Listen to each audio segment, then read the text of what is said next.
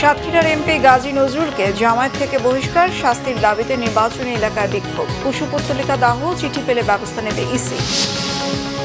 Dhaka Ashulia elevated expressway সহ বিভিন্ন mega প্রকল্পে ব্যয় বৃদ্ধিতে প্রধানমন্ত্রীর অসন্তোষ, তৈরি পোশাক শিল্পের সমস্যা সমাধানের আশ্বাস। বিদ্যুৎ বিতরণে ৬ কোম্পানিকে বেসরকারি খাতে দিতে চায় সরকার, জানালেন বিদ্যুৎ মন্ত্রী। বললেন এ খাতে সব সিস্টেম ভেঙে ফেলেছিল পতিত ফ্যাসিস্ট সরকার। 2024-এর 23 জুলাই জনমনে বিভ্রান্তি তৈরিতে শেখ হাসিনা সরকারের 4 মন্ত্রীর সংবাদ সম্মেলন, কারফিউ তুলে নেওয়ার পাশাপাশি আহতদের চিকিৎসার আশ্বাস। সংবাদ শিরোনাম দেখছিলেন। নানা আলোচনা সমালোচনার মধ্যেই সাতক্ষীরা 4 আসনের দলীয় সংসদ সদস্য গাজী নজরুল ইসলামকে বহিষ্কার করেছে জামায়াত ইসলামী। বুধবার জামায়াতের এক সংবাদ বিজ্ঞপ্তিতে বলা হয়, সাংগঠনিক তদন্তে নৈতিক স্খলন প্রমাণিত হওয়া এই সিদ্ধান্ত। এদিকে গাজী নজরুল ইসলামকে বহিষ্কারের চিঠি হাতে পেলে আইনানুযায়ী ব্যবস্থা নেওয়ার কথা জানিয়েছে নির্বাচন কমিশনার মোহাম্মদ আনোয়ারুল ইসলাম সরকার। আরও জানাচ্ছেন নাবিল জাহাঙ্গীর। হোটেলে এক তরুণীর সাথে অন্তরঙ্গ মুহূর্তের ভিডিও ভাইরাল। আলোচনা সমালোচনায় সাতক্ষীরা 4 আসনের জামাত ইসলামীর সংসদ সদস্য গাজী নজরুল ইসলাম। ভিডিওর ওই তরুণীকে নিজের দ্বিতীয় স্ত্রী হিসেবে দাবি করেন গাজী নজরুল ইসলাম। এই দাবির পক্ষে নানা প্রমাণ উপস্থাপন করে নিজেকে নির্দোষ প্রমাণেরও চেষ্টা করেন তিনি। তবে তার দাবির বিপরীতে বেরিয়ে আসতে থাকে নানা অসঙ্গতি। উনি ওই দিনটা সিলেক্ট করছে আর আজকে উনি সই করছে। সবশেষ নৈতিক স্খলনের প্রমাণের তথ্য জানিয়ে কেন্দ্রীয় নির্বাহী পরিষদের জরুরি বৈঠকে গাজী নজরুলকে দল থেকে বহিষ্কারের সিদ্ধান্ত নিল জামাত ইসলামী। দলটির পক্ষ থেকে এক সংবাদ বিজ্ঞপ্তিতে জানানো হয়, গঠনতন্ত্রের ৬২ নম্বর ধারায় এই সিদ্ধান্ত নেওয়া হয়েছে। তদন্তের মাধ্যমে প্রমাণিত হয়েছে সেটাকে নৈতিক পদস্খলনজনিত হওয়ায় সাংগঠনিক গঠনতন্ত্রের ৬২ নম্বর ধারা অনুযায়ী তাকে দল থেকে বহিষ্কারের সিদ্ধান্ত নিয়েছে। এ দ্বারা প্রতীয়মান হয় দলের মধ্যে ব্যক্তি নয়, সেটা জামাত প্রমাণ করেছে। আদর্শ নৈতিকতার প্রশ্নে জামাত সবসময় আপোষহীন ছিল। এদিকে তরুণী সহ আটকের ভিডিও ভাইরালের ঘটনায় বুধবার গাজী নজরুল ইসলামের শাস্তির দাবিতে তার নির্বাচনী এলাকা সাতক্ষীরার শ্যামনগরে বিক্ষোভ সমাবেশ হয়েছে। নজরুল ইসলামকে শ্যামনগরে অবাঞ্ছিত ঘোষণা করে স্থানীয় প্রেসক্লাবের সামনে তার কুশপুত্তলিকা দাহ করেছে স্থানীয়রা। নাবিল জাহাঙ্গীর, বাংলা ভিশন, ঢাকা। জাতীয় অর্থনৈতিক পরিষদের নির্বাহী কমিটি একনেক সভায় 14,041 কোটি 21 লাখ টাকার 8টি প্রকল্প অনুমোদন দেওয়া হয়েছে। এদিকে ঢাকা আশুলিয়া এলিভেটেড এক্সপ্রেসওয়ে সহ বিভিন্ন মেগা প্রকল্পে ব্যয় বৃদ্ধিতে অসন্তোষ প্রকাশ করেছেন প্রধানমন্ত্রী তারেক রহমান। এর মধ্যে সরকারের অর্থায়ন 10,494 কোটি 21 লাখ টাকা এবং প্রকল্প ঋণ 3,550 কোটি 44 লাখ টাকা। সচিবালয়ে প্রধানমন্ত্রী এবং একনেক চেয়ারপারসন তারেক রহমানের সভাপতিত্বে অনুষ্ঠিত একনেক সভায় এসব প্রকল্প অনুমোদন দেওয়া হয়। নতুন প্রকল্পের 3টি ও সংশোধিত প্রকল্প 5টি। পরে ব্রিফিংয়ে পরিকল্পনা প্রতিমন্ত্রী জোনায়েদ আব্দুর রহিম সাকি জানিয়েছেন, বেশ কিছু প্রকল্পের বিষয়ে প্রধানমন্ত্রী তারেক রহমান সরাসরি তদন্তের নির্দেশনা দিয়েছেন। বাস্তবায়ন পরিবীক্ষণ ও মূল্যায়ন বিভাগের তদন্ত রিপোর্টের ভিত্তিতে সংশ্লিষ্টদের বিরুদ্ধে প্রয়োজনীয় ব্যবস্থা গ্রহণ করা হবে।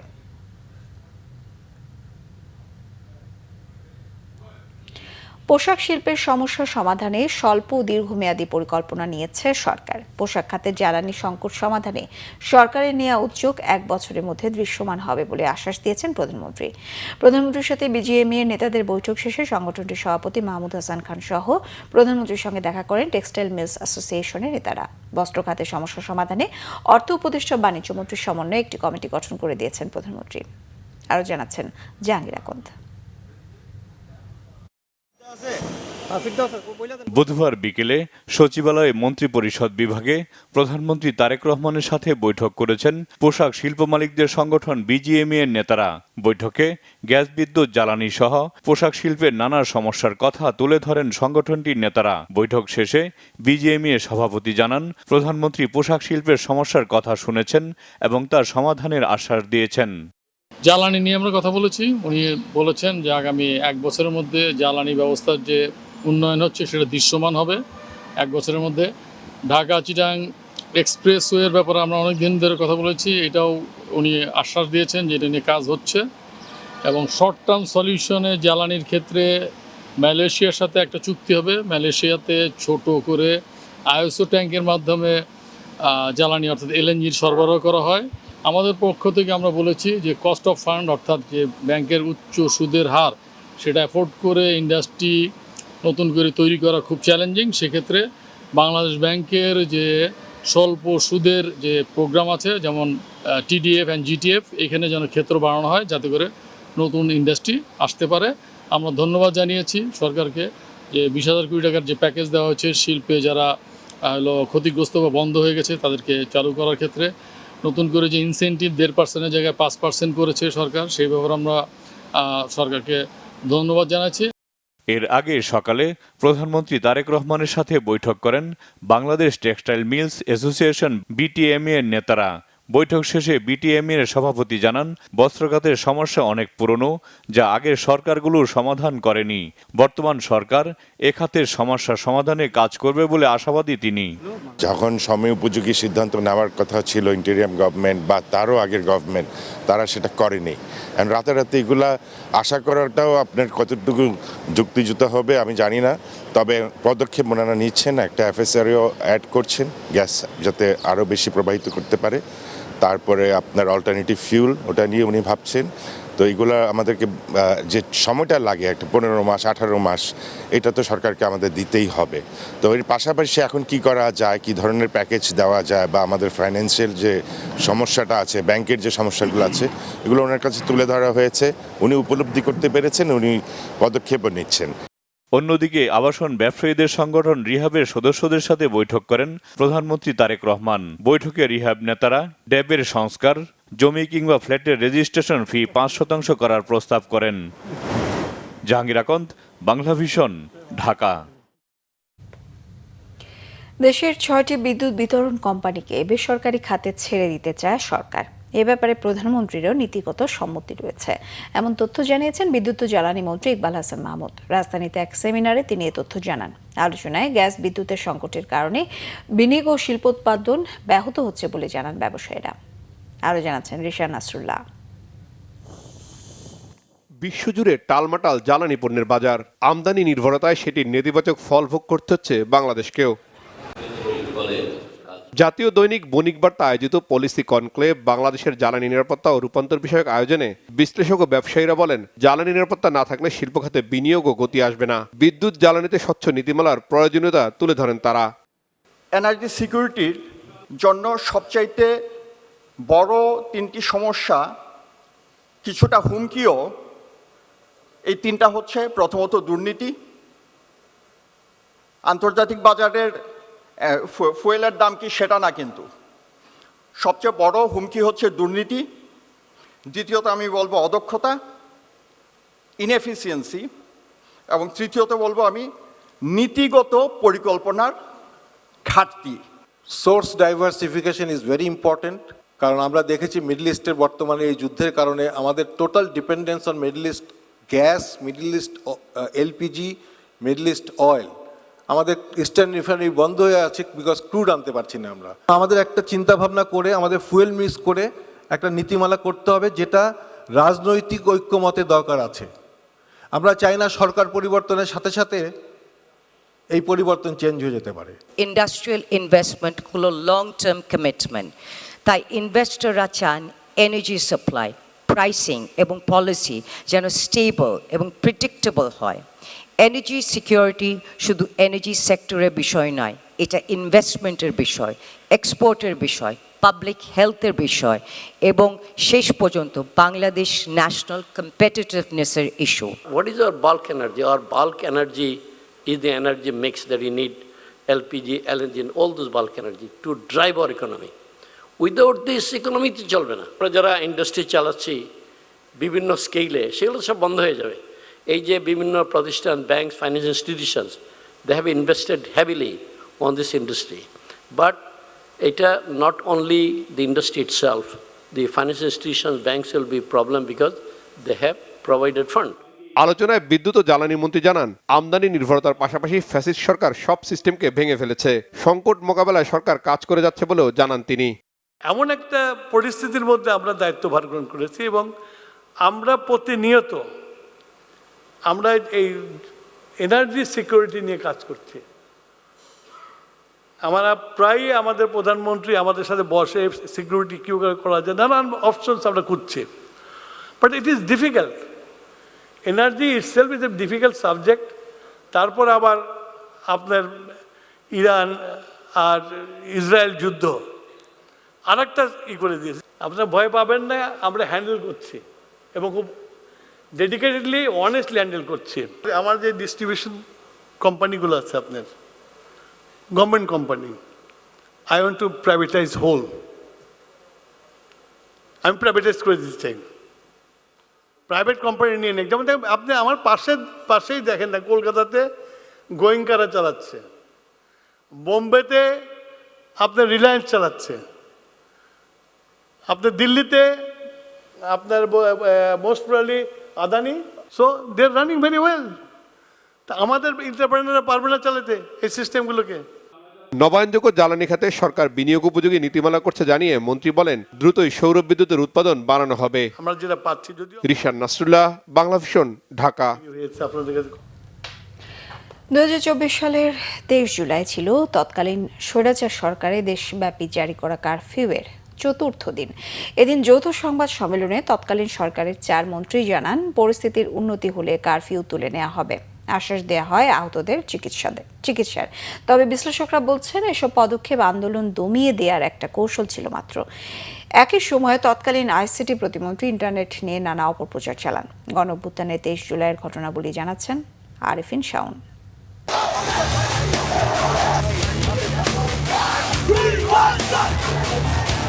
23 জুলাই 2024 কোটা সংস্কারের দাবিতে আন্দোলনের এদিনের চিত্র ছিল কিছুটা ভিন্ন। কারফিউর টানা চতুর্থ দিন, উত্তাল পরিস্থিতি স্বাভাবিক রাখার চেষ্টা সরকারের। সরকারি চাকরিতে কোটা বাতিল করে 2018 সালে জারিকৃত পরিপত্রকে অবৈধ ঘোষণা করে নতুনভাবে কোটা সংস্কার করে প্রজ্ঞাপন অনুমোদন দেন স্বৈরাচার শেখ হাসিনা। তবে এর আগের কয়েকদিনের সংঘর্ষের মৃত্যুর খবরের কাছে কোটা বাতিলের প্রজ্ঞাপন খুব বেশি গুরুত্ব পায়নি। শেষ বেলায় এসে প্রাথমিকভাবে মিডিয়াপাড়া, কূটনৈতিক এলাকাসহ বেশ কয়েকটি স্থানকে গুরুত্ব দিয়ে ব্রডব্যান্ড ইন্টারনেট সেবা চালু হয়। তবে মোবাইল ইন্টারনেট বন্ধই থাকে, এমনকি কবে নাগাদ চালু হবে তাও পরিষ্কার করে না সরকার। চালু করার ব্যাপারে এক এক সময় এক এক কথা বলেন তৎকালীন ডাক, টেলিযোগাযোগ ও তথ্য প্রযুক্তি প্রতিমন্ত্রী জুনায়েদ আহমেদ পলক। পরিস্থিতি স্বাভাবিক হলে কারফিউ তুলে নেওয়া ও আন্দোলনে আহত শিক্ষার্থীদের সহায়তা দেওয়ার কথা বলেন তখনকার 4 মন্ত্রী। এদিকে দেখামাত্র গুলির নির্দেশের বিষয়ে মার্কিন স্টেট ডিপার্টমেন্টের নিন্দার কড়া সমালোচনা করেন তখনকার পররাষ্ট্রমন্ত্রী হাসান মাহমুদ।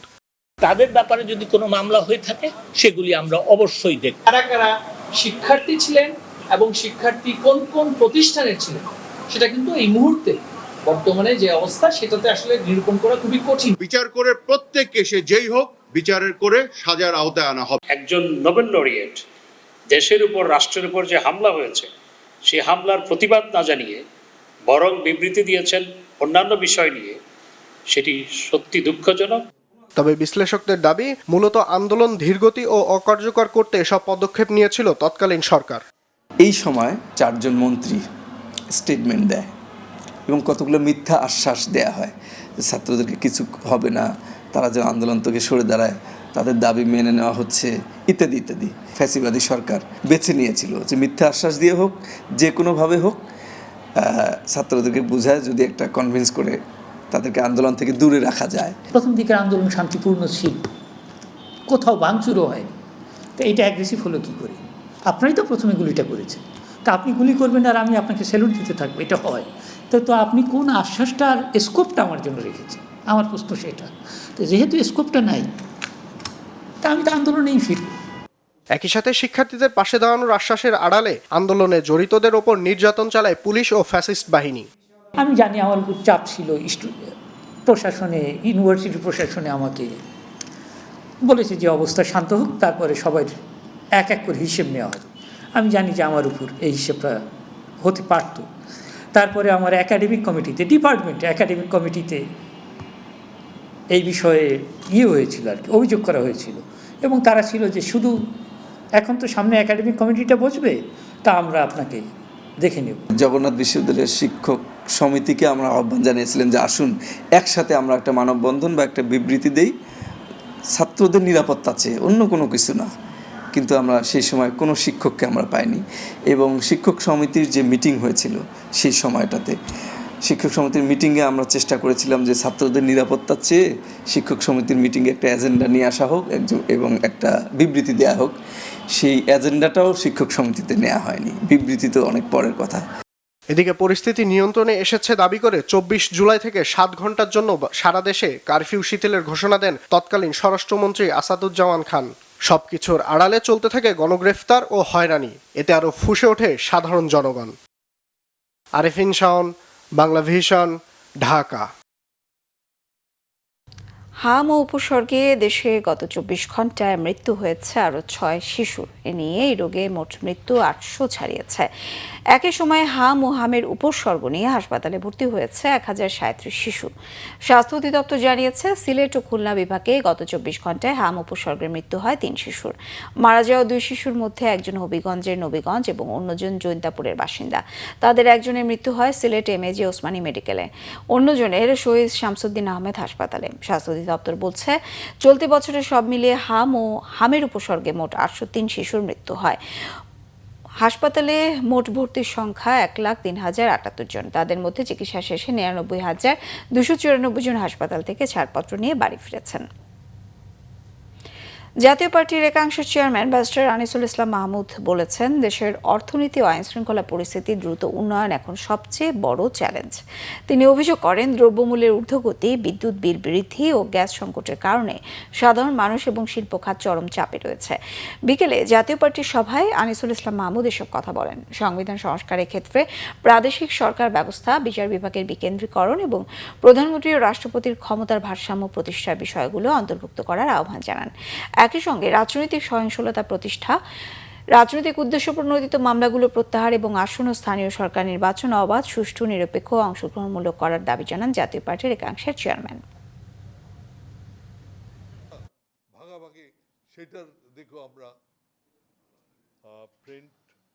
আমরা অর্থনৈতিকভাবে একটা ভঙ্গুর অবস্থায় আছি। জিনিসপত্রের দাম অসম্ভবভাবে বেড়ে যাচ্ছে। বিদ্যুতের বিল যেটা আসছে সেটা দিতেই মানুষ নাভিশ্বাস উঠছে, এবং সাধারণ মানুষের জন্য এই বিল দেওয়া সম্ভব হবে না। গ্যাস সংকট, আজকে গ্যাস সংকটের কারণে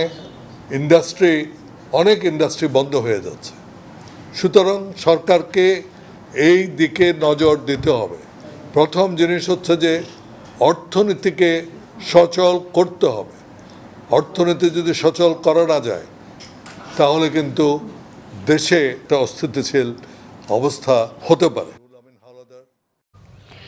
বিপ্লবী ওয়ার্কার্স পার্টির সাধারণ সম্পাদক সাইফুল হক বলেছেন, জুলাই গণ অভ্যুত্থানে এককভাবে নিহতদের মধ্যে শ্রমিকদের সংখ্যাই ছিল সবচেয়ে বেশি। অভিযোগ করেন, এত জীবন দেওয়ার পরও শ্রমিকরা মূল্যায়িত হয়নি। 2024 ছাত্র শ্রমিক জনতার গণ অভ্যুত্থান, শ্রমিকের প্রত্যাশা ও প্রাপ্তি শীর্ষক আলোচনা সভায় প্রধান অতিথি হিসেবে বক্তব্য রাখেন সাইফুল হক। তিনি জানান, প্রধানমন্ত্রীর আমন্ত্রণে গিয়ে শ্রমিকদের মজুরি বোর্ড নির্ধারণের কথা বললে প্রত্যেক শ্রমিককে ফ্যামিলি কার্ড দেওয়ার কথা বলেন প্রধানমন্ত্রী। শ্রমিকের মুক্তি না হলে দেশের মুক্তি নেই। সভায় প্রধান আলোচক হিসেবে যোগ দিয়ে শ্রমিক নেতা অ্যাডভোকেট শামসুর রহমান শিমুল বিশ্বাস এমপি বলেছেন, জুলাই গণ অভ্যুত্থানে নিহত 884 জনকে শনাক্ত করা হয়েছে, যার মধ্যে সর্বোচ্চ সংখ্যক 284 জন শ্রমিক রয়েছে। তিনি সংসদে শ্রমিকদের দাবি তুলে ধরার কথা জানিয়েছেন। এ সময় বিপ্লবীর শ্রমিক সংহতি উত্থাপিত 15 দফা দাবির সঙ্গে সংহতি প্রকাশ করেন তিনি।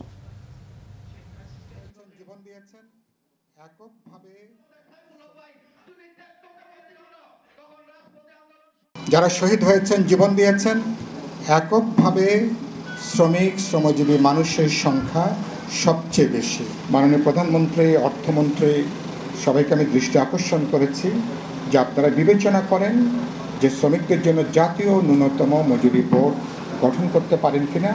একটা ডিসেন্ট লাইফ, একটা মানবিক জীবনযাপনের মতন শ্রমিকদের মজুরিটা পুনর্নির্ধারণ করার যায় কিনা। আমাকে প্রধানমন্ত্রী বললেন যে, সাইফুল ভাই, আমরা তো ইতিমধ্যে ফ্যামিলি কার্ড চালু করেছি, প্রত্যেকটা শ্রমিক পরিবার এই ফ্যামিলি কার্ড পাবে। এবি পার্টির চেয়ারম্যান মুজিবুর রহমান মঞ্জু বলেছেন 2024-এর গণ অভ্যুত্থানে বিশেষ ভূমিকা রেখেছিল আলেম ওলামা ও মাদ্রাসা শিক্ষার্থীরা। তাদের ছাড়া 2024-এর গণ অভ্যুত্থান সম্ভব ছিল না। এবি পার্টির কেন্দ্রীয় কার্যালয়ে জুলাই অভ্যুত্থানের দ্বিতীয় প্রতিষ্ঠাবার্ষিকীতে আলেম ওলামা ও মাদ্রাসা শিক্ষার্থীদের প্রতিরোধ শীর্ষক আলোচনা সভায় এই কথা বলেন তিনি অভিযোগ করে বলেন বিভিন্ন মিডিয়ায় আকারে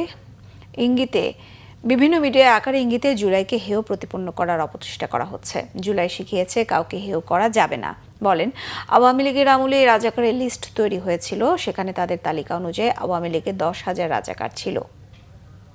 সেহেতু আমাদের কাছে মনে হয়েছে হেয় করেছি, আলেম ওলামাদেরকে হেয় করা হয়েছে, ডাকে সাড়া দিয়েছেন, তাদেরকে নিয়ে আমরা একদিন অনুষ্ঠান করব। আমরা যারা জুলাই অভ্যুত্থানের অংশীদার ছিলাম, আমাদের মধ্যে যাতে কোনো ফ্যাসিবাদ সংক্রমিত না হয়, এই বিজয়ের অহংকারে আমরা যাতে নিজেরা ফ্যাসিবাদী হয়ে না যাই, সেই চেষ্টা আমাদেরকে করতে হবে। এবং এটা যদি আমরা করতে পারি তাহলে আমাদের একটা প্রাথমিক বিজয় অর্জিত হবে। জুলাই অভ্যুত্থানের শিক্ষা সেটা হলো যে ছাত্রীদেরকে ছাড়া বা নারীদেরকে ছাড়া আমাদের আন্দোলন সফল হতো না। এই আন্দোলন আলেম ওলামাদেরকে ছাড়া সফল হতো না। সাথে বেশি জড়িত, বেশি কাজ করেছেন, কষ্ট করেছেন।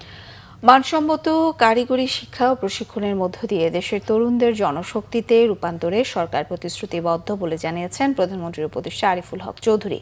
বুধবার রাজধানীর মিরপুরে বিশ্ব যুব দক্ষতা দিবস উপলক্ষে ইউসেপ আয়োজিত এক অনুষ্ঠানে তিনি মন্তব্য করেন। এবছর দিবসটির প্রতিপাদ্য স্কিল ফর আ শেয়ার্ড ফিউচারকে সামনে রেখে বক্তারা দক্ষতা উন্নয়নের প্রয়োজনীয়তার উপর জোর দেন। এছাড়া অতিথিরা মিরপুর টিভিইটি ইনস্টিটিউট এবং ইউসেপ পলিটেকনিক ইনস্টিটিউট পরিদর্শন করেন। এছাড়া বিশেষ অতিথি হিসেবে উপস্থিত ছিলেন প্রধানমন্ত্রী উপদেষ্টা মাহাদি আমিন, শ্রম কর্মসংস্থান মন্ত্রণালয়ের সচিব আব্দুর রহমান তরফদার। অনুষ্ঠানে সভাপতিত্ব করেন ইউসেপের বাংলাদেশের নির্বাহী পরিচালক ডক্টর মোহাম্মদ আব্দুল করিম।